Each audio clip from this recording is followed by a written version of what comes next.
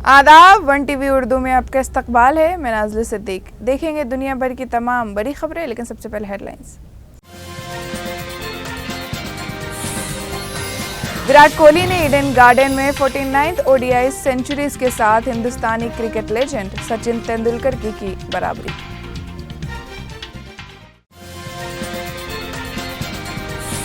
शुभम सोनी नाम एक शख्स ने महादेव ऐप के मालिक होने का किया दावा। कहा सीएम भूपेश बघेल को दिए 508 करोड़ रुपए।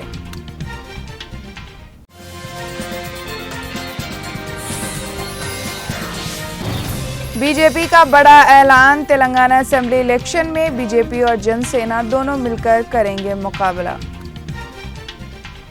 विराट कोहली ने कोलकाता के ईडन गार्डन में 49th ODI सेंचुरीज के साथ हिंदुस्तानी क्रिकेट लेजेंड सचिन तेंदुलकर के साथ बराबरी की, जब हिंदुस्तान ने दूसरे नंबर पर मौजूद साउथ अफ्रीका को 243 रन से शिकस्त दी।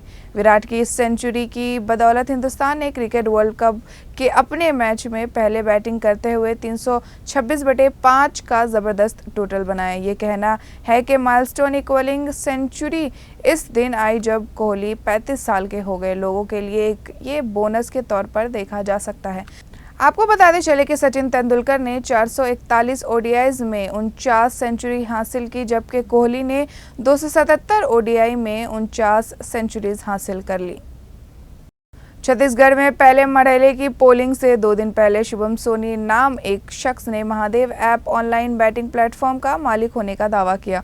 उन्होंने एक वीडियो जारी की है जिसमें दावा किया गया है कि उसने भूपेश बघेल के एसोसिएट्स को 508 करोड़ रुपए दिए हैं। बाद में छत्तीसगढ़ सीएम भूपेश बघेल ने एक तफसीली बयान जारी किया जिसमें उन्होंने लिखा कि जैसा कि मैंने पहले कहा था, बीजेपी सेंट्रल एजेंसी जैसे ED, IT वगैरह का इस्तेमाल करके इलेक्शन लड़ना चाहती है।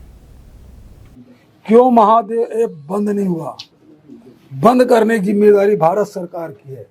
मैं प्रधानमंत्री से पूछता हूं कि आपके क्या डील हुए हैं, आपके लोगों के साथ क्या डील हुआ है, और डील नहीं हुआ है तो फिर बंद क्यों नहीं करते? और बंद नहीं कर रहे हैं इसका मतलब आपने डील कर लिया है।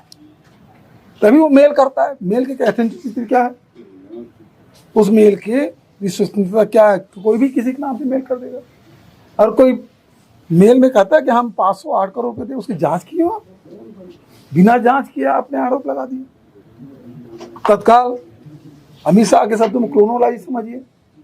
प्रधानमंत्री आते हैं, गृह मंत्री आते हैं, उसके पहले ED आते हैं, फिर होटल में पकड़ा जाता है। निर्वाचन आयोग क्या कर रहा है भाई, कैसे पैसा आ गया? ED IT यहाँ घूम रहे हैं, वो पैसा कैसे होटल तक पहुंच गया? तेलंगाना में इसी माह असेंबली इलेक्शन के लिए वोटिंग होने जारी है, जिसके हवाले से तमाम सियासी जमातें सरगर्म हो गई है। इस दौरान बीजेपी रुकन पार्लियामेंट ने बड़ा ऐलान किया है। उनका कहना है तेलंगाना असेंबली इलेक्शन में बीजेपी और जनसेना दोनों मिलकर मुकाबला करेंगे। बीजेपी MP लक्ष्मण ने एतवार को कहा कि बीजेपी पवन कल्याण की क़यादत वाली जनसेना के साथ मिलकर इलेक्शन लड़ेंगे। दोनों पार्टीज ने तेलंगाना असेंबली इलेक्शन के लिए मुआहिदा कर लिया है। कांग्रेस कैंडिडेट्स ने मीडिया के सामने बी फॉर्म हासिल किया। कांग्रेस के वर्किंग प्रेसिडेंट ने गांधी भवन में मुनक्किद मीटिंग में गौशा महल कैंडिडेट सुनीता राव और जुबली हिल्स कैंडिडेट मोहम्मद अजहरुद्दीन को बी फॉर्म दिया।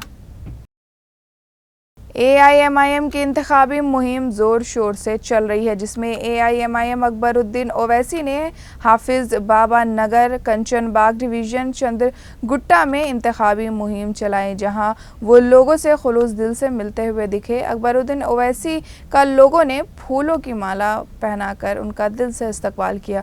वीडियो के जरिए देखा जा सकता है कि इस मुहिम में ख्वातीनों ने भी बढ़ चढ़ कर हिस्सा लिया।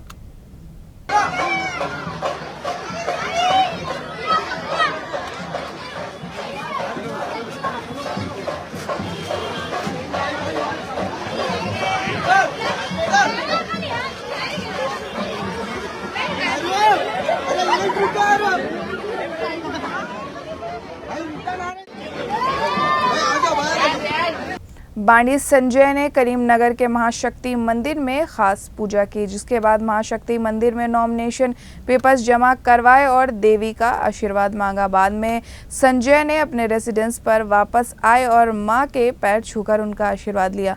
संजय की गाड़ी जल्द ही एनटीआर के आइडियल स्क्वायर के लिए रवाना हुई, जहां बाइक रैली के इफ्तिताही प्रोग्राम में बांडी संजय और टी राजा सिंह खिताब करेंगे। सीएम जगन मोहन के जरिए शुरू की गई प्रजा संकल्पा पदयात्रा के 6 साल मुकम्मल होने के मौके पर अनामया जिला के वाईएसआरसीपी रुकन ने जश्न मनाया। वाईएसआरसीपी के दफ्तर में एमएलए श्रीकांत रेड्डी ने लीडर वाईएस राजशेखर रेड्डी के मजमा को खराज अकीदत पेश किया और केक काटा। इस मौके पर एमएलए श्रीकांत रेड्डी ने कहा कि चंद्रबाबू नायडू ने माजी में किए गए वादों की खिलाफ वर्जी नहीं की। उन्होंने कहा कि सीएम जगन मोहन को पदयात्रा में किए गए तमाम वादों को पूरा करने का एजाज हासिल हुआ है। एआईएमआईएम याकुतपुरा एमएलए कैंडिडेट जफार हुसैन मेराज ने अपना नॉमिनेशन फिल कर दिया है, जिसके बाद ढोल बाजा कर खुशी का इजहार किया गया। इस मौके पर ख्वातीन ने भी बढ़ चढ़कर हिस्सा लिया, जिसके बाद लोगों ने एमआईएम जिंदाबाद के नारे भी लगाए।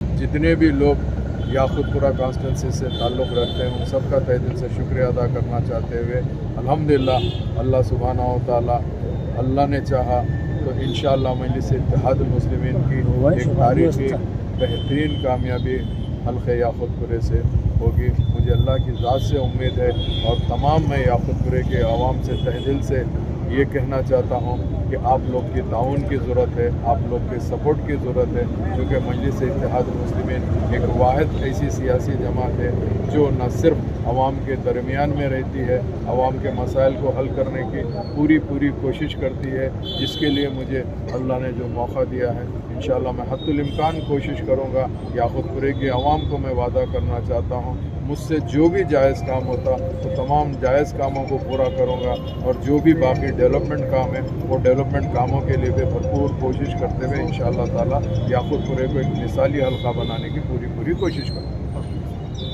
आज के लिए बस इतना ही। अब मिलेंगे नई खबर के साथ, तब तक के लिए खुदा हाफिज़।